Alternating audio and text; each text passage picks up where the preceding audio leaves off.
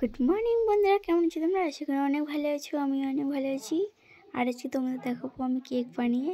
তো কেক কেমন করে বানাই, আমি আজকে প্রথম বানাবো কেক। তো পুরো ভিডিওটা দেখতে থাকো তোমরা। বানাতে কী লাগছে, কেক বানাতে কী লাগছে। তো আমি 5টা বিস্কুট নিয়েছি আর একটা ইনোর প্যাকেট। আর আমি এখন বিস্কুটটা গুঁড়ো করে নেব মিক্সিতে। তো তোমরা শিলপাটাতেও করতে পারো। তো আমার বিস্কুটটা গুঁড়ো করা হয়ে গেছে, দেখতে পাচ্ছ। আর এখন আমি দেবো চিনি দিয়ে এখন আমি নাড়তে থাকবো যেন মিক্স হয়ে যায় বিস্কুট গুঁড়োটা চিনিটা ভালো করে।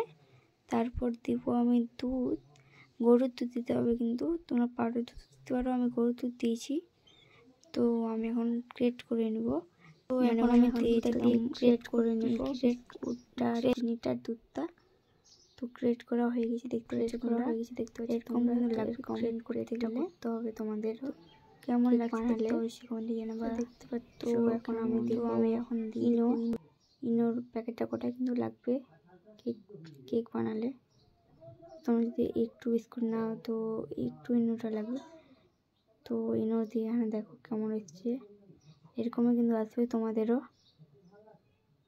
তো এখন আমি একটা হাঁড়ি, কাগজ, তো হাঁড়িতে জল বসিয়ে দিয়েছি আমি গ্যাসে 5 মিনিটের জন্য। তারপর একটা কাগজ নিয়েছি, কাগজ আর কাটছি। তো গোল করে আমি কাগজটা কেটে নেব। তো আমার গোল করে কাটা হয়ে গেছে। একটা বাটিতে আমি এখন তেল দেব, তেল দিয়ে মেখে নেব বাটিটাতে। মেখে দিয়ে কাগজটাও দিয়ে দিব আমি বাটিতে। আমি এখন বাটিতে মাখিয়ে নেব, দেখতে পাচ্ছ তোমরা। আমি এখন মাখিয়ে দিয়েছি আর কাগজটাও দিয়ে দিয়েছি আর গ্রেট করা কেকটাও দিয়ে দিয়েছি। এখন আমি হাঁড়িটাতে এখন দিয়ে দেবো কেকটা জলে মধ্যে। আর আমি দিয়ে দিয়েছি বাটিটা এখন। আর এখন কলা পাতা দিয়ে ঢাকিয়ে দেবো আর 10 মিনিটের জন্য রাখবো আমি। আর ভিডিওটা দেখতে তোমরা অবশ্যই ভালো লাগবে তোমাদেরও। তো আমার কেকটা রেডি হয়ে গেছে, এখন আমি কেটে দেখাবো তোমাদের কেমন লাগছে কেকটাকে দেখতে। অবশ্যই কমেন্টে জানাবা। দেখতে পাচ্ছ আমি কেকটা কেটে দিয়েছি এখন।